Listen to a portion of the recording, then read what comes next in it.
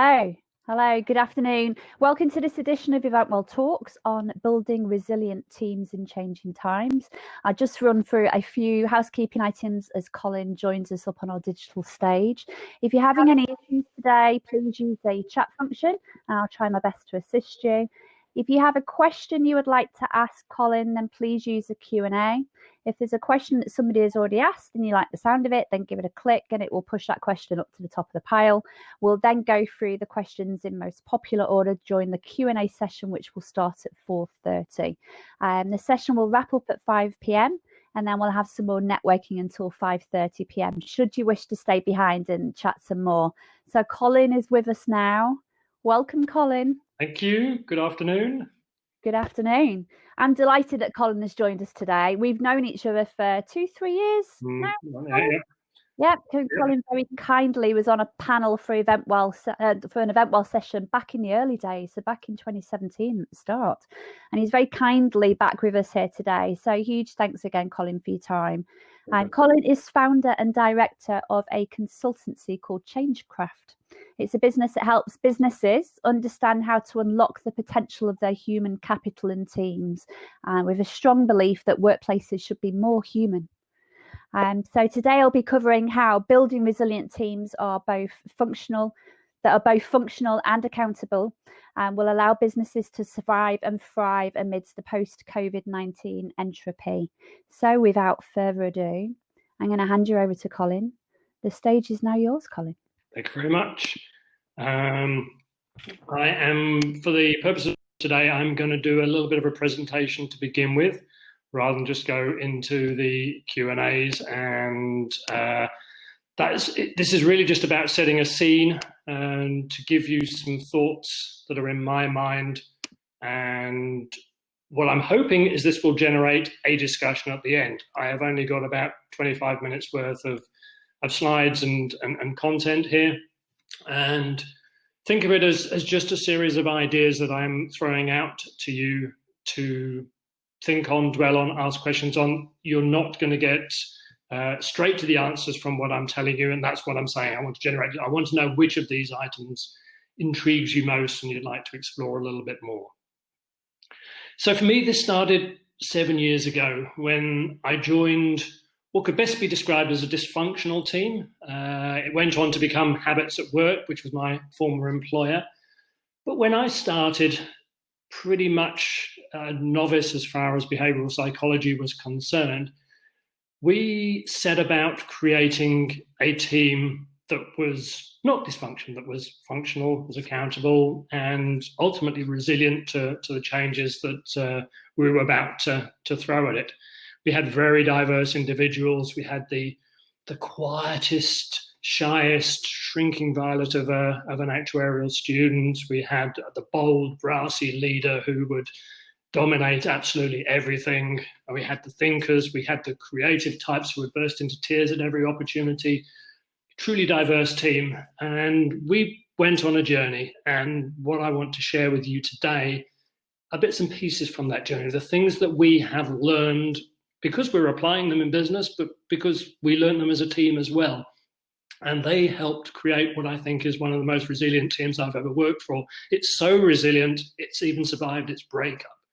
Holly and I took the intellectual property out of Habits at Work during the course of last year, and yet we still work closely with that team on and off projects, whatever may come up. And that's what resilient teams are all about, surviving challenges.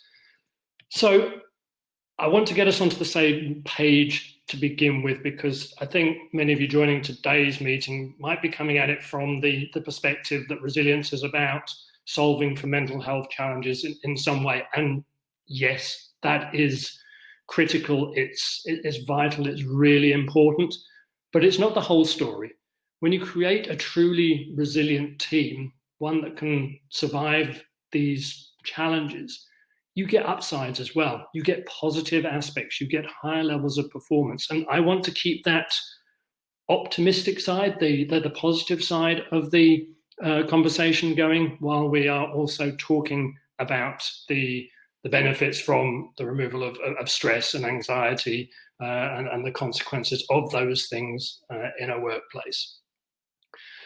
So for the purpose of today, I want to use this definition, and in fact, I'm going to twist it a little bit as we talk through this, but let's settle on resilience being the process of adapting well in the face of adversity, trauma, tragedy, threats, or significant sources of stress, meaning that you bounce back stronger, and the emphasis here is on stronger from difficult experiences.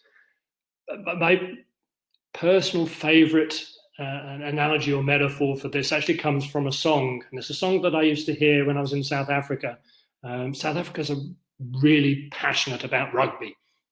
It's a virtual religion over there, and whenever there's a break in the game, which for those of you that watch rugby is reasonably regular, they put songs over the tannoy, and one that always captured my imagination was one by Chumbawamba called Tub Thumping. Now, if you don't remember the particular song, you will remember the refrain, which goes, I get knocked down, but I get up again. You're never going to keep me down. I get knocked down, I get up again.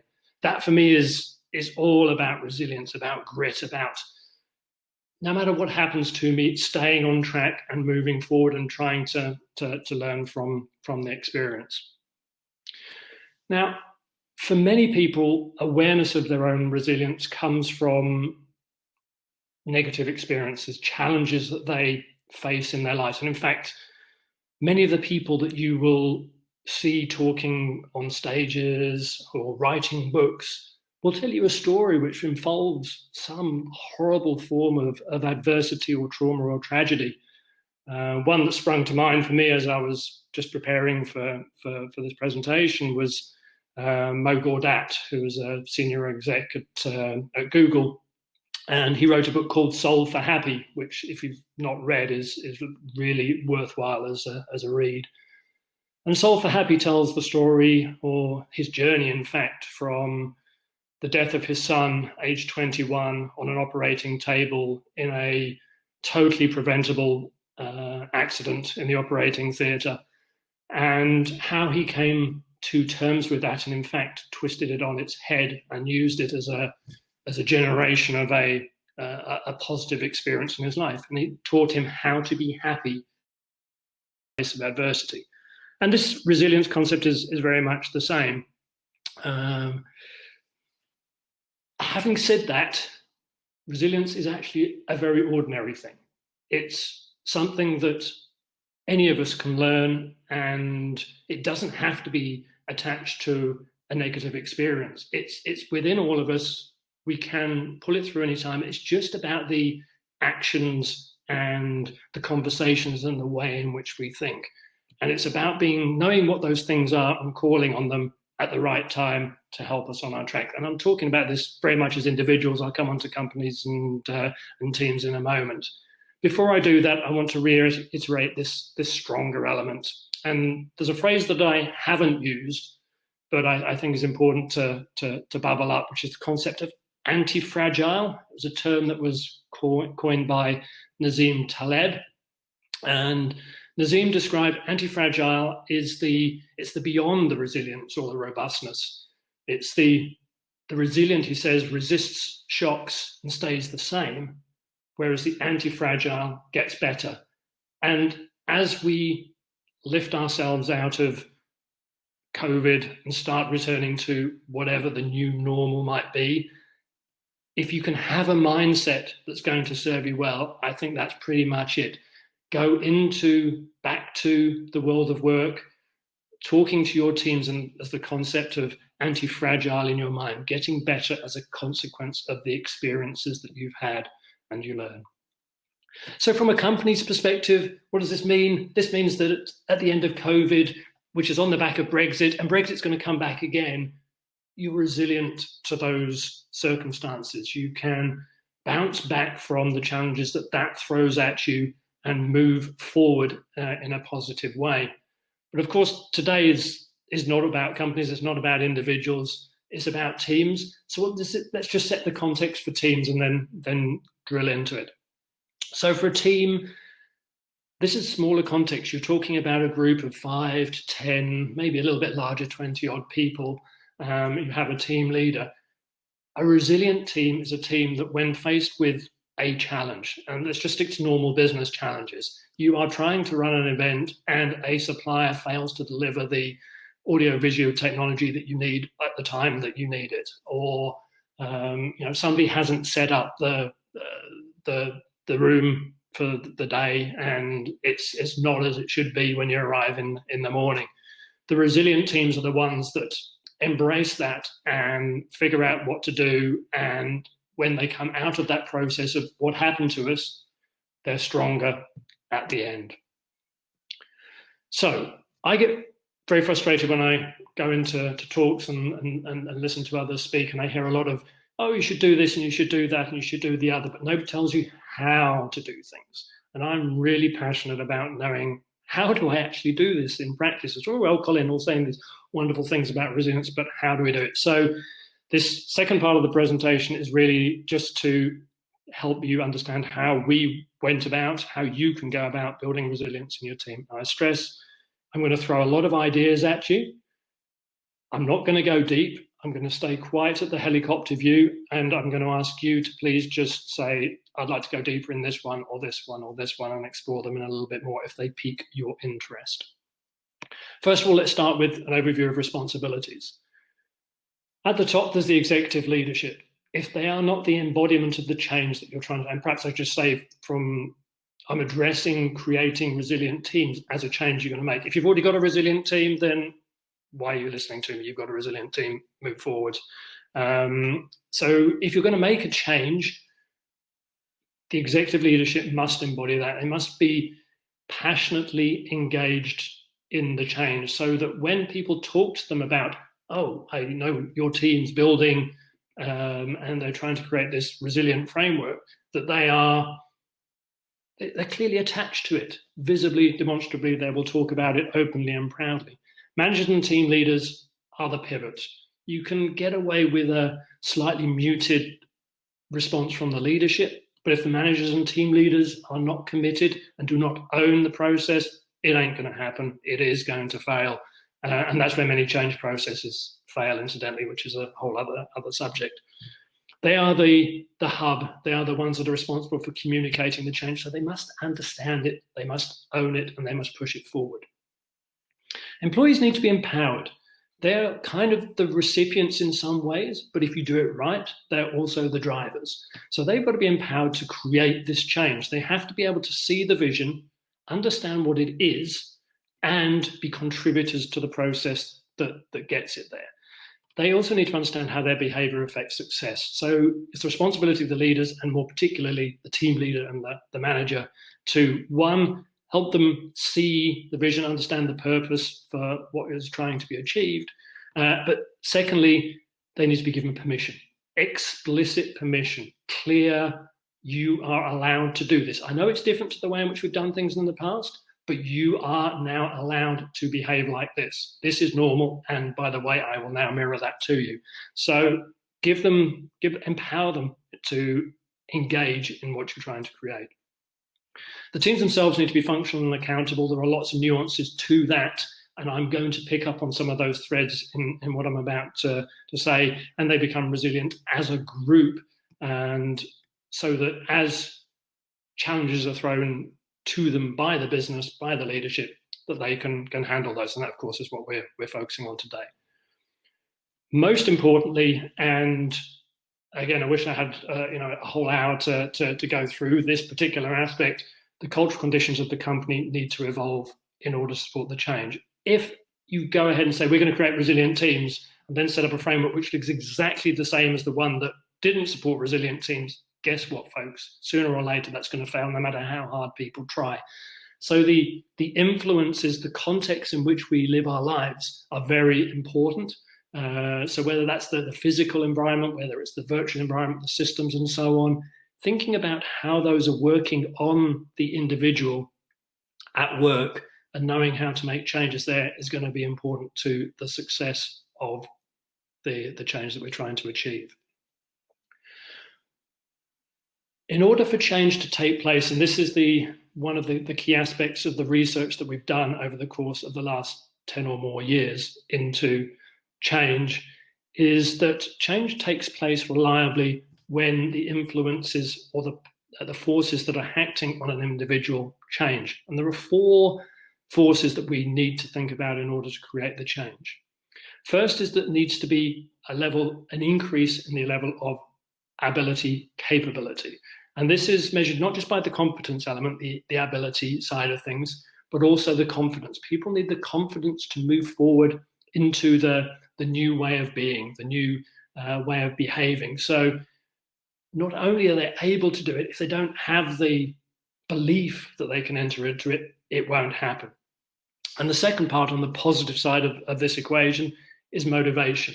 We need to inspire motivation. And this is not just the fleeting motivation that comes with some kind of intrinsic reward or something like that. It is an intrinsically driven personal drive to do something different. We talk about the compulsion to act. It's actually as a consequence of the release of the neurotransmitter dopamine into the brain. It generates that urge to get involved and do something. So creating frameworks that allow for that to happen is what we are interested in. So those are the 2 positives. We need to grow capability and we need to inspire motivation, lift those 2 up.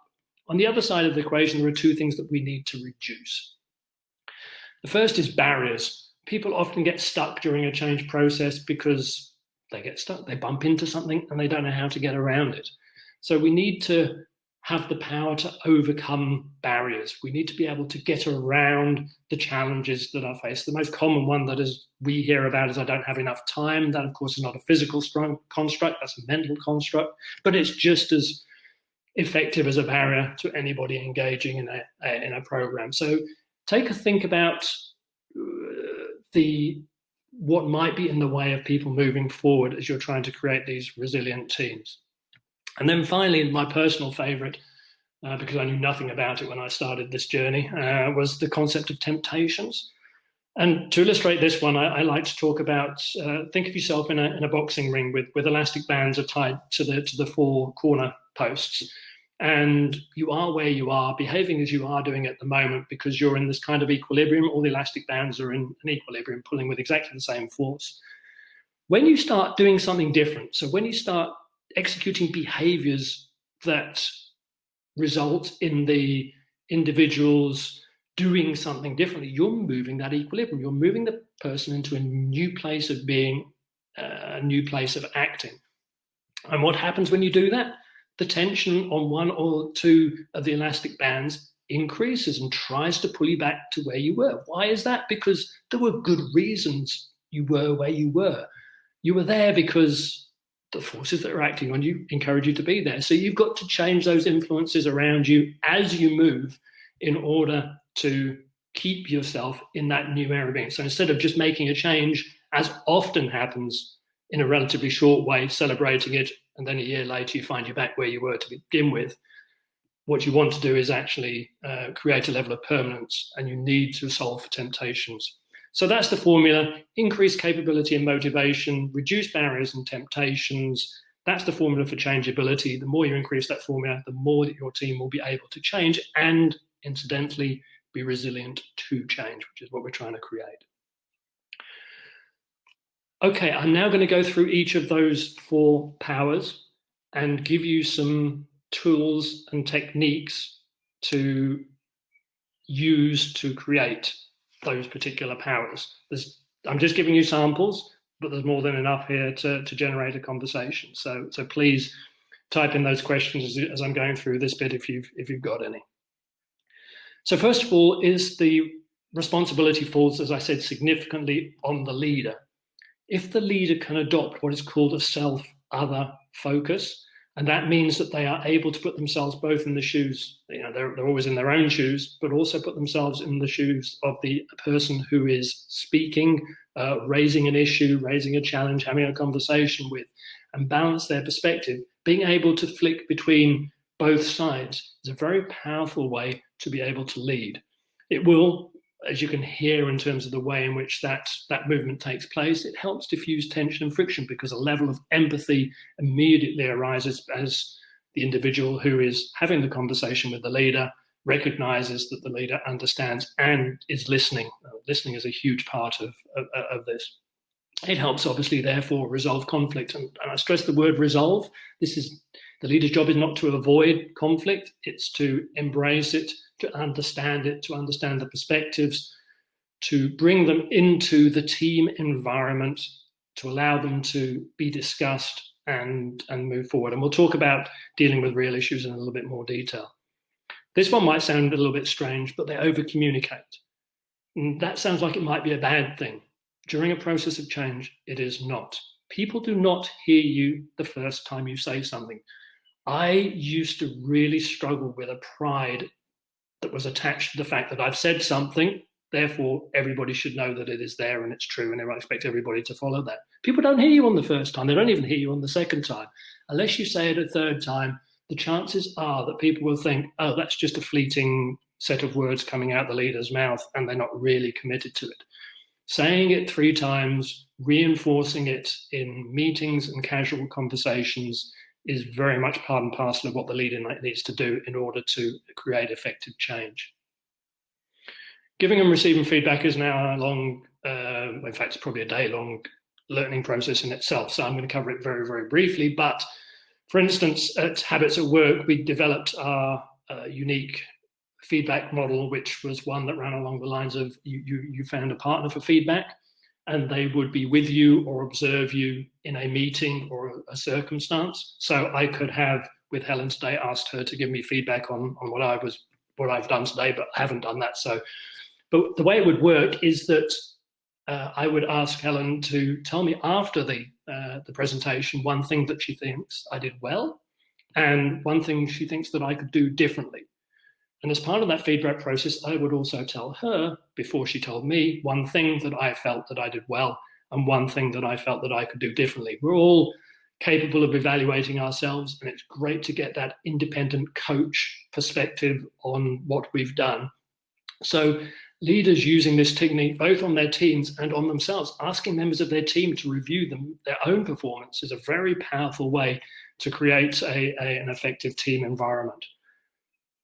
And finally, there's extreme ownership, and I've used this language deliberately. It comes from a book by the same name by Jocko Willink.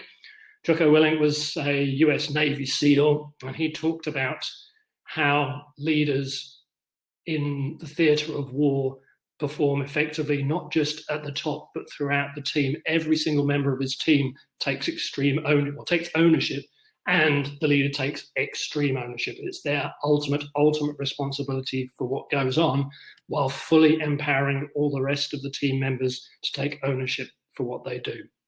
So that's a powerful way for leaders to generate a feeling of togetherness in teams. So moving on to inspiring motivation, the 4 items I've got here is, well, you can't have motivation without vision and purpose.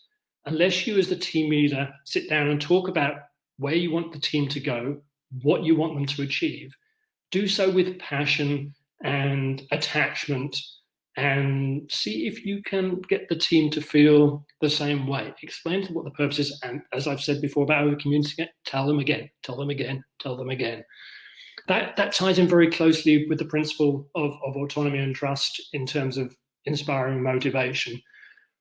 Autonomy is not the freedom to do what you want. And I think people often misunderstand me because I do bang on a lot about autonomy. And I think COVID may be the catalyst finally for people who found this a really tough concept to finally go, actually, it's okay. Letting employees work from home, actually, we got the work done.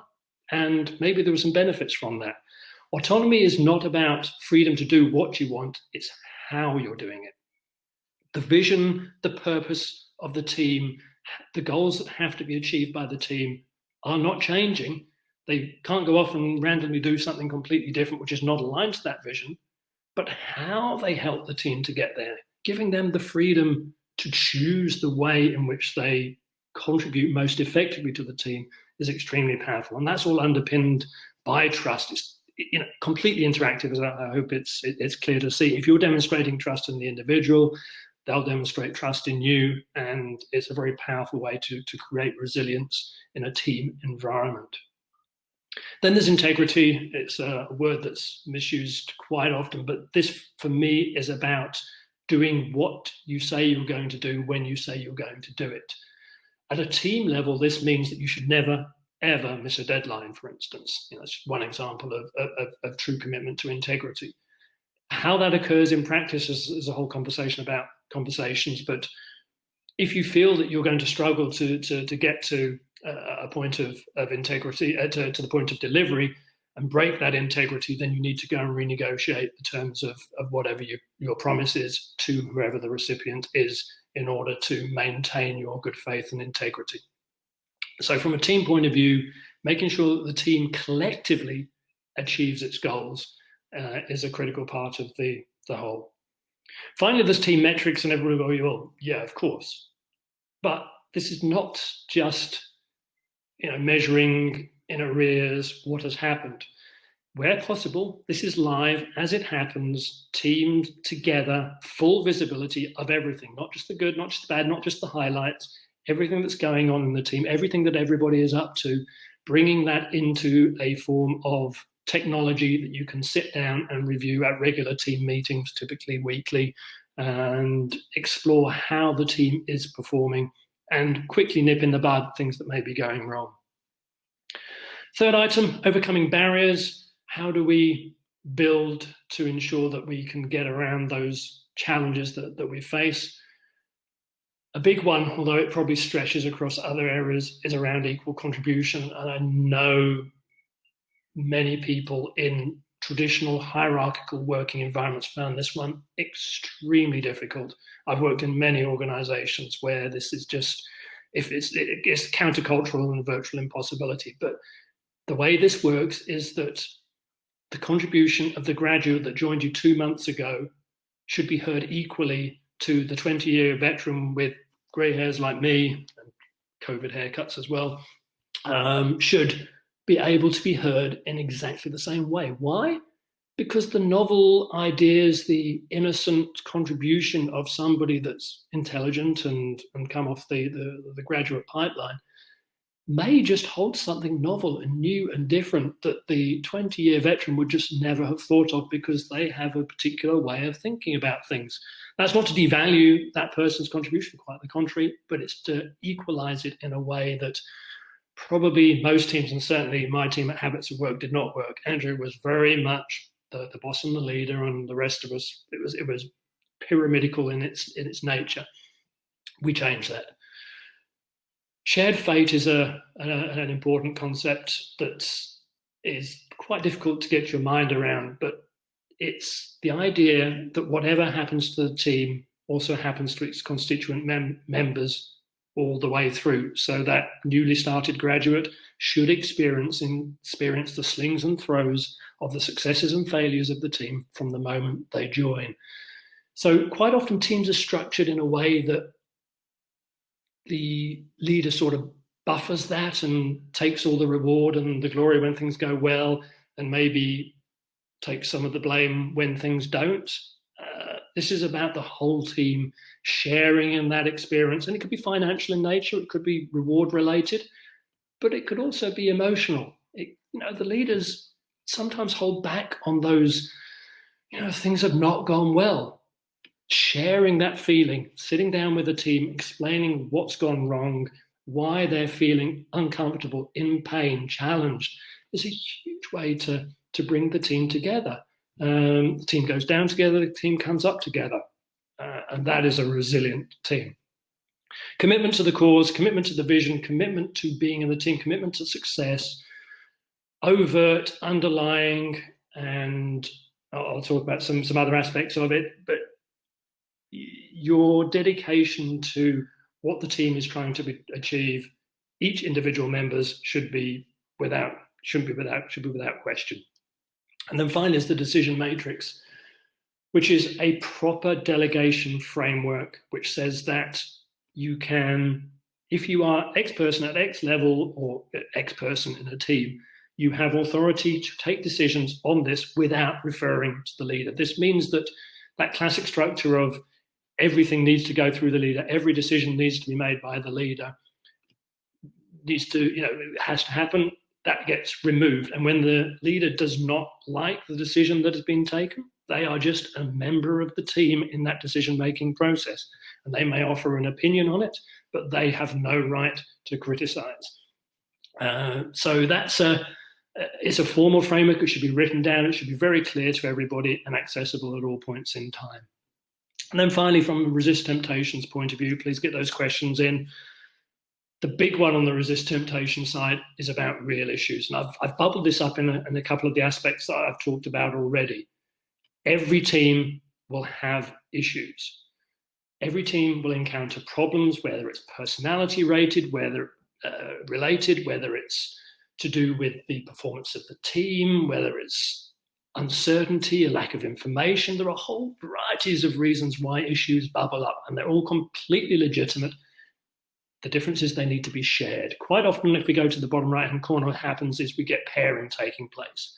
Two people meet outside the team meeting area and chat about somebody else.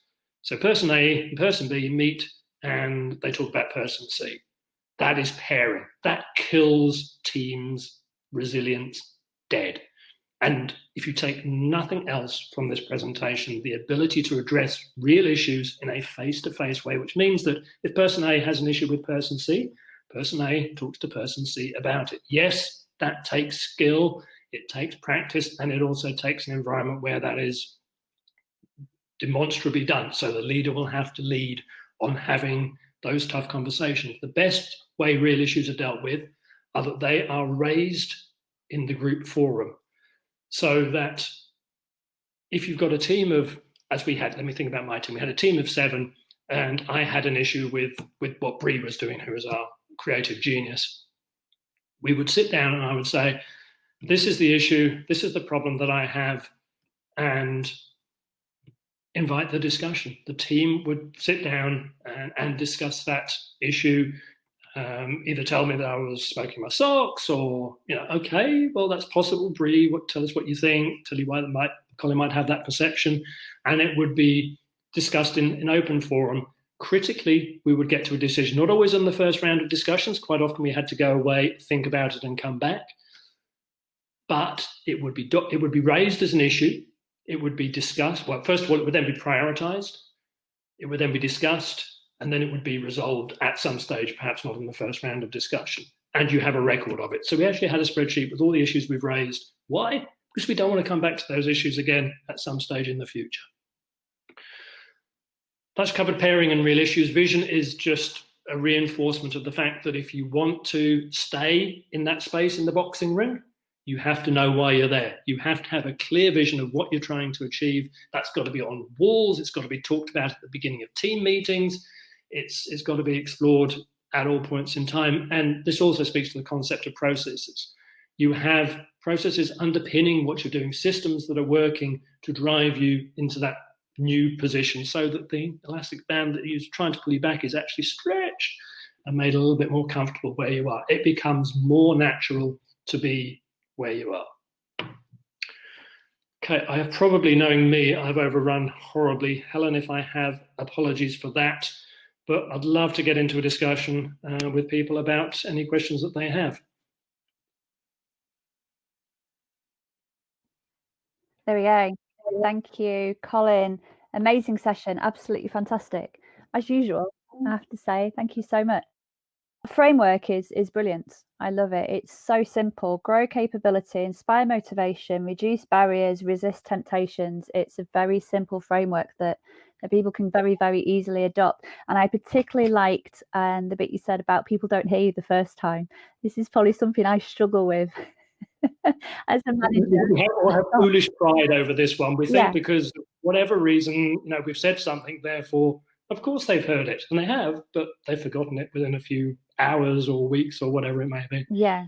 So it is, isn't it? Like you say, it's all about that reinforcement. And we actually, as event producers and managers, we speak to our speakers about this kind of stuff. You want people to take away what you're saying. You need to repeat and re-endorse throughout your content and through your talk for people to take away specific messages. So it's brilliant. There's some nice comments have come up in the chat, so we're just going to go through a few of these, and I have a couple of questions as well.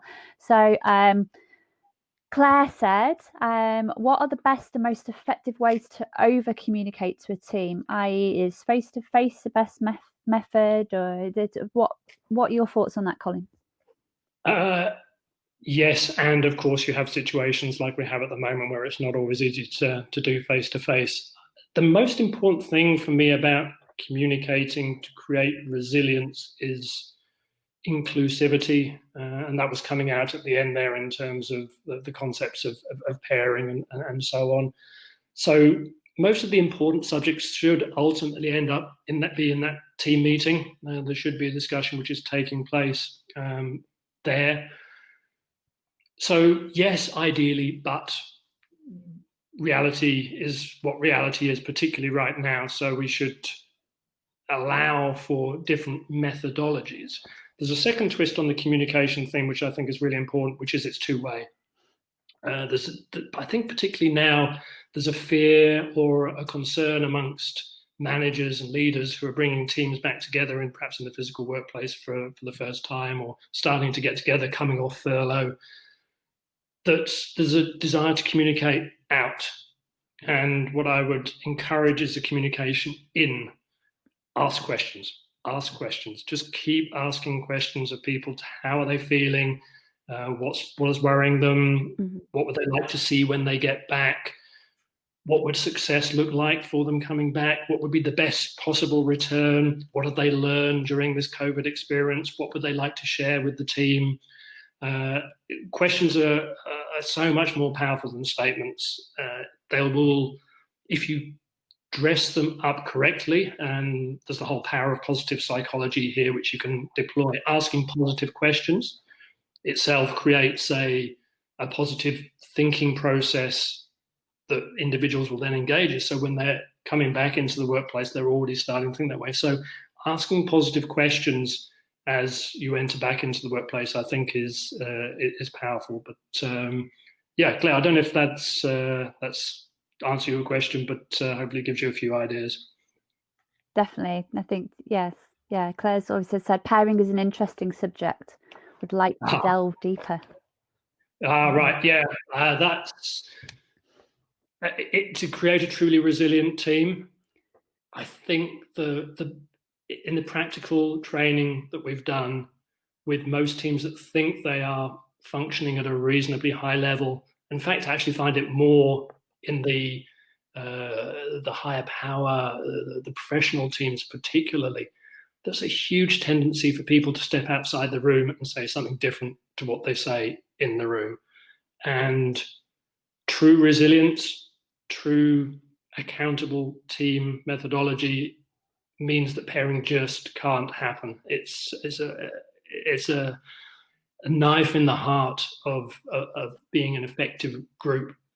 And yet it's so easy to do. It's so common. It's well ingrained as habits in many organizations. Many are worse than others.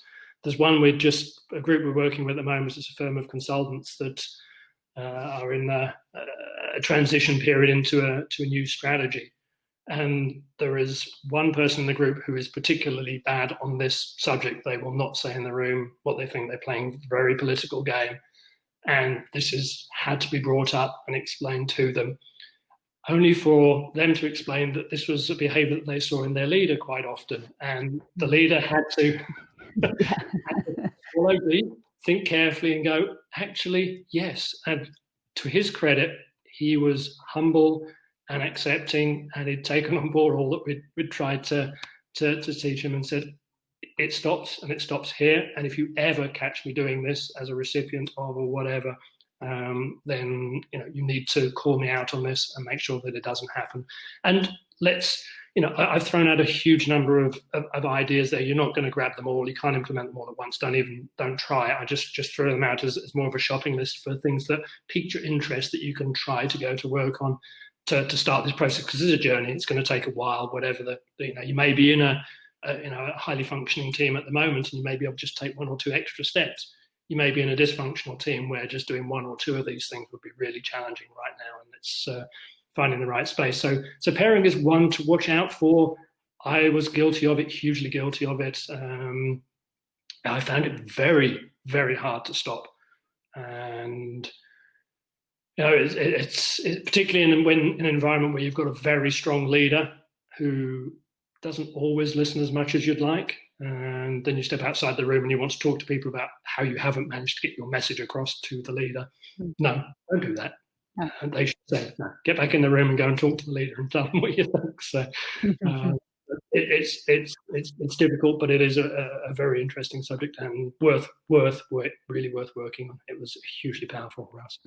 Yeah, I just wanted to touch as well what you just said there, Colin, about, this is about taking small steps, because anything in regards to mental health and well-being, whether it's on an individual basis or whether it's with your team or whether it's trying to change the culture within your business, it all depends on those small baby steps. If you try to bite off more than you can chew, you're going to fall at the first hurdle. So it's about taking those small little pieces, isn't it, Colin? And kind of you give yourself those successes that will drive that motivation and inspiration for you to then achieve more and more and more.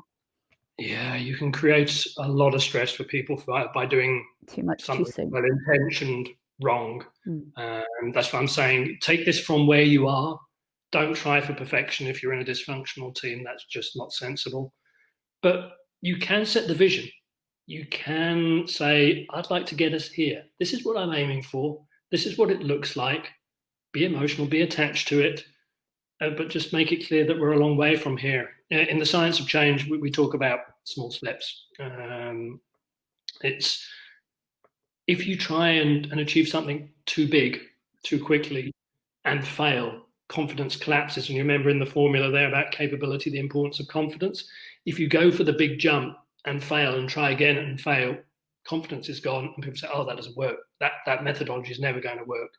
And they're right. It's the wrong implementation of the right ideas. So particularly at the beginning, if you're going to start a process of change involving human beings, human behavior, start small. Start something perhaps ridiculously easy to achieve, but different. It's got to be novel, but something that you know that the team can do. And just as you build that, it helps reinforce the confidence element. And if you go back after a couple or 3 weeks of doing 3 small things, let's say 1 a week, and you look back and go, well, actually we've come a reasonable distance by doing these small steps. That's all part of the metrics and the feedback and discussion process. At some stage, as the confidence builds, you should try what's called a stretch target. You should try and push a little bit further. Why? Because you might achieve it. Secondly, because even if you don't achieve it, there's a chance you'll get further than you would do if you just set that small goal. You're pushing yourselves a little bit harder. Thirdly, by this stage, you've probably built up enough confidence so that you can say, oh, we failed. Is this a learning opportunity? And usually it is. I mean, that's where resilient teams become really powerful. It's like, oh, something's gone wrong. What can we learn from this? What will we do different next time we attempt to do this? And if the team can have that conversation, then you're a long way forwards. But yeah, not too much too soon. That's going to send you back in the reverse direction. You're going to be worse off than you were when you started. So it's worth thinking very, very carefully about those small steps as starters. Absolutely. Which leads in quite nicely to another question from Claire, actually. It's very difficult at this time to have a clear vision of where we're going, especially when we're having to pivot our company. Any suggestions on how to deal with this challenge? Any ideas and thoughts there? Yeah, I mean, it might sound a little bit like the same story, but for me, it's being open to what will be now. I'm hoping that there are people are going to be in all kinds of places on the spectrum of comfort right now. Some will have, as I've probably done, found the opportunity in COVID to grow, to become something better, different, and have been inspired by what has been created.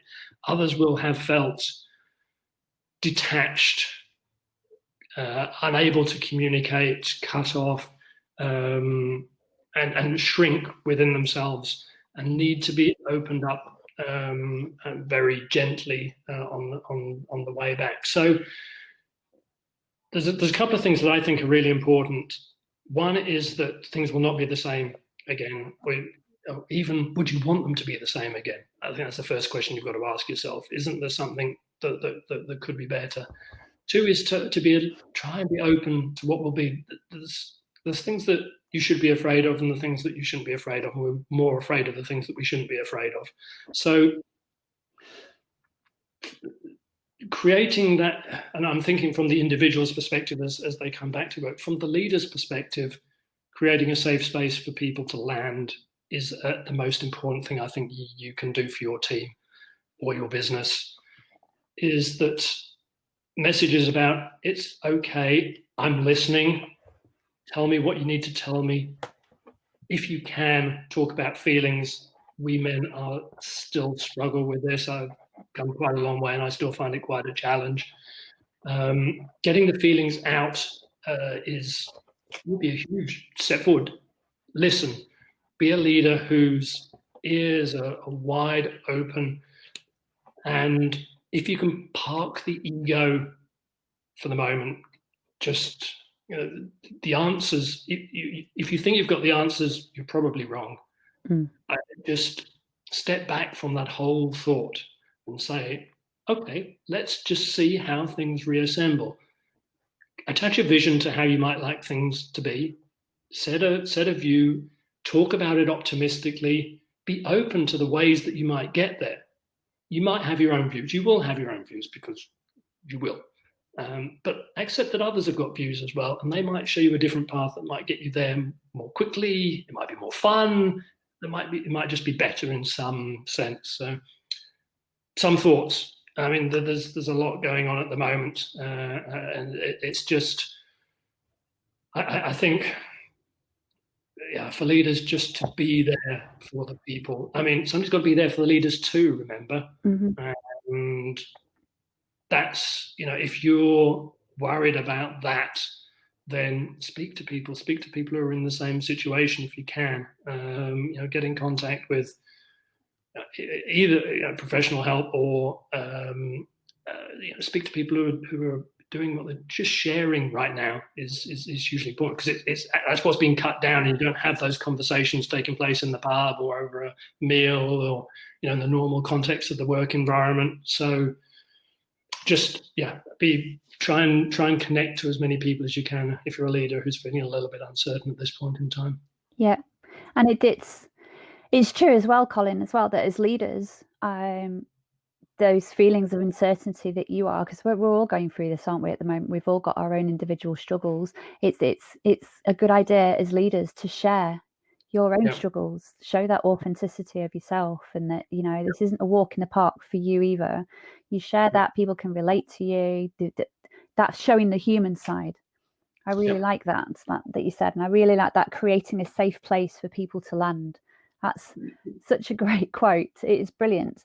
I mean, for me personally, as someone who manages a mental health disorder, and this obviously isn't the same for everybody, because not everybody has a mental health disorder, but for me particularly, as someone who does, for me, it's all about creating that safe place for me to land.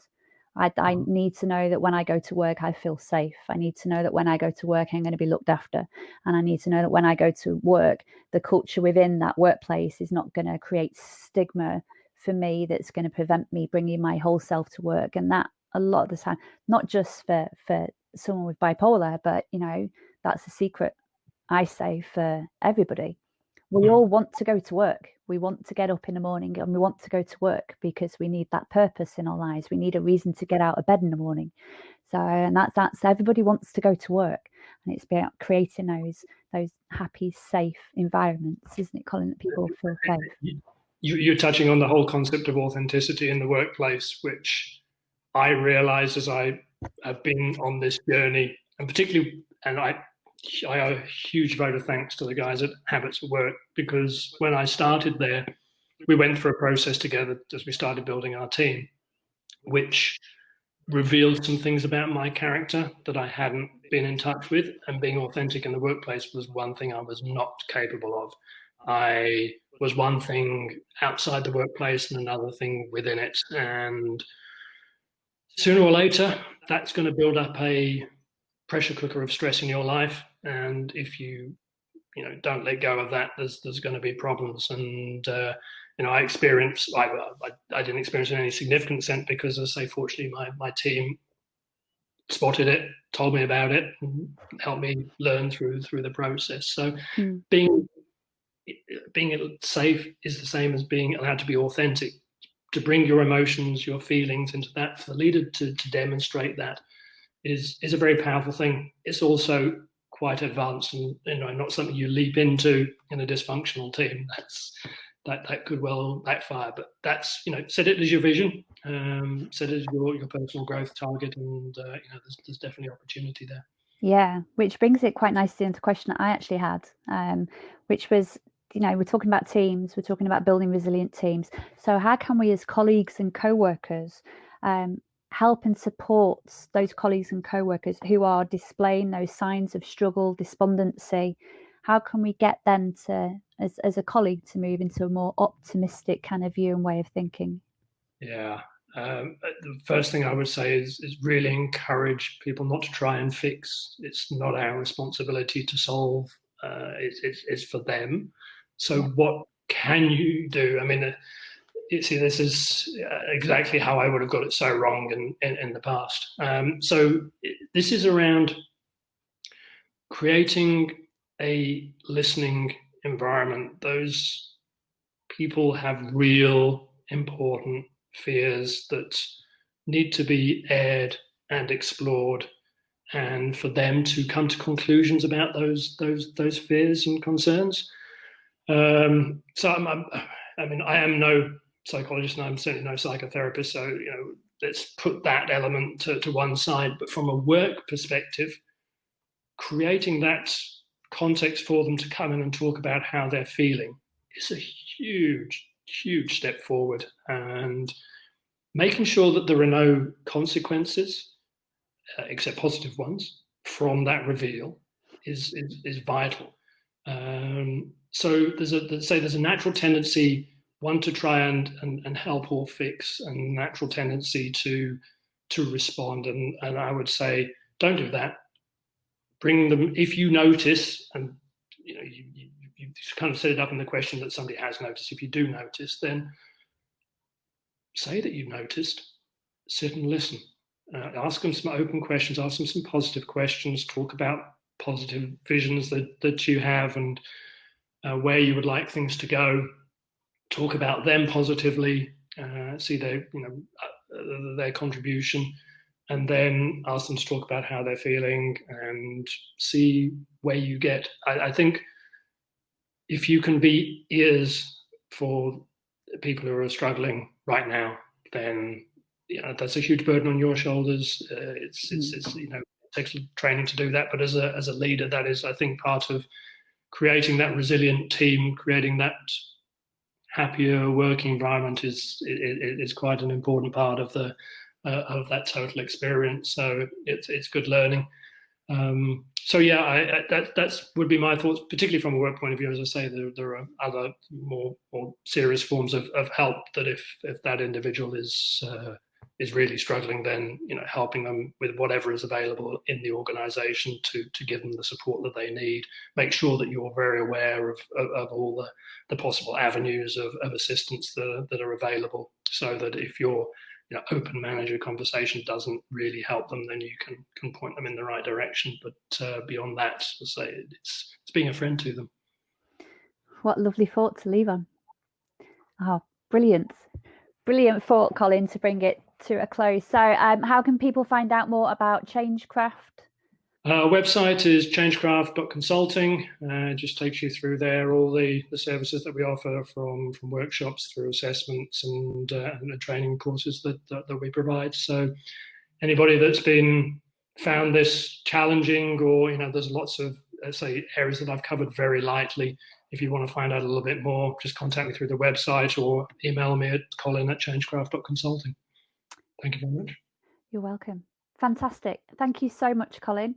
We're going to be going into networking now. So if anybody's got any other questions for Colin, we can ask that in the networking session.